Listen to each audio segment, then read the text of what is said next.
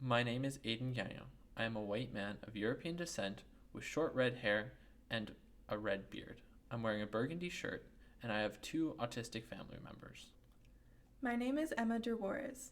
I am a white woman of European descent with long blonde hair in a ponytail, wearing a black top.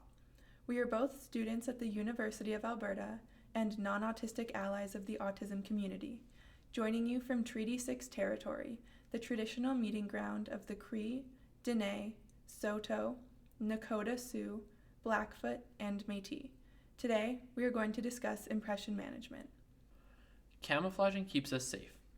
It's the curtain between my autistic self and my public self.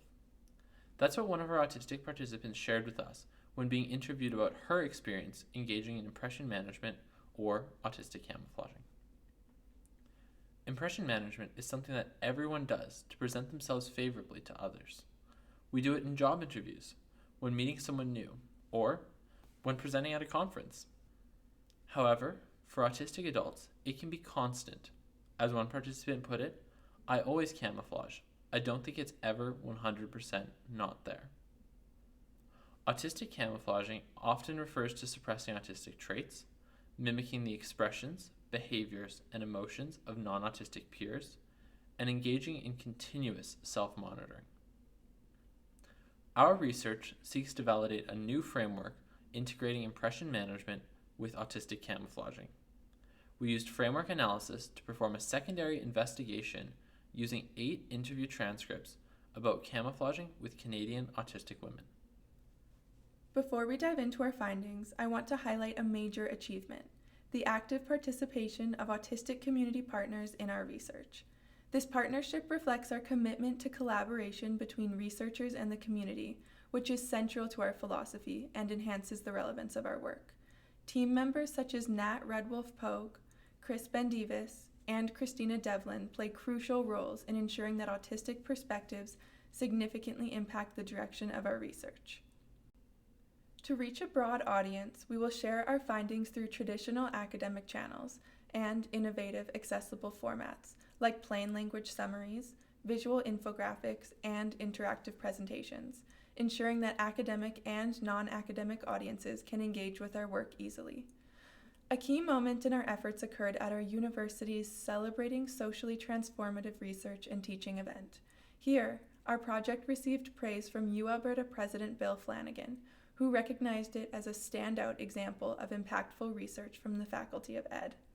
This accolade underscores the potential of our research to drive societal change. Now to discuss our results. The most common motivations to engage in impression management were the desire to fit in and to mitigate stigma and harm. Our participants frequently used impression management to avoid unfair judgments from non-autistic people, with one participant sharing that others often assumed she lacked literacy, intelligence, or a range of other skills based on common autistic behaviors like stimming, or because of her unique autistic communication style. However, there were 3 key motivators for not using impression management. 1, when they felt pride in their autistic identity. 2, when they were in a safe space, often with other neurodivergent individuals. And 3, to increase the visibility of neurodivergence and to alter people's perceptions surrounding autism. Our findings about the consequences of impression management highlight an unfair double bind that autistic people often face. Whether they decide to conceal their true autistic identity or unmask and reveal their genuine autistic self, they face similar negative outcomes, such as anxiety, unfair judgments from others, and loss of social or vocational opportunities.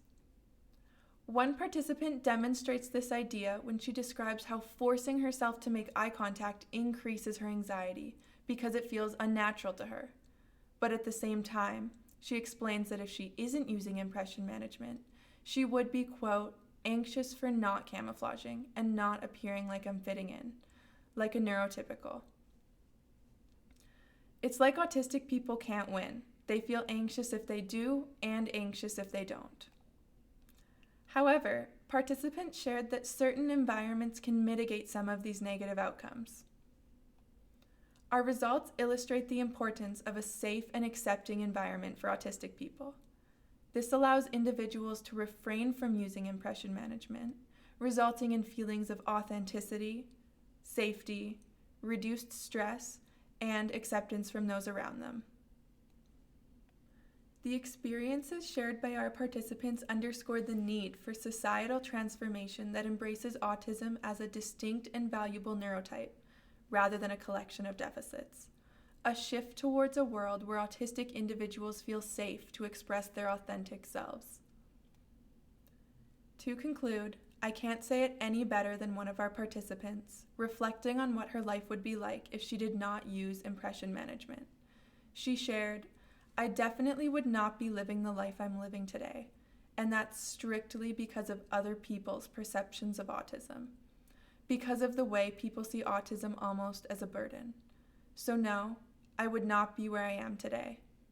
But I think if everybody were more accepting, it would be completely different."